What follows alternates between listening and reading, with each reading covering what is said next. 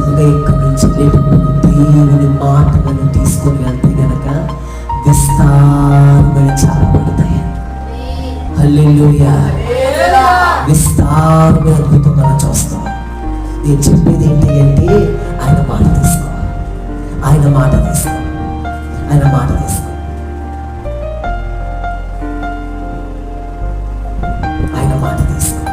ఆయన మాట తీసుకొని ముందుకెళ్ళు, ఆయన మాట తీసుకొని పని ప్రారంభించు, ఆయన మాట తీసుకొని ముందుకు నడుపు, ఆయన మాట తీసుకొని నీ కుటుంబాన్ని, నీ వలని మరింతగా లోతులోకి నడిపించు.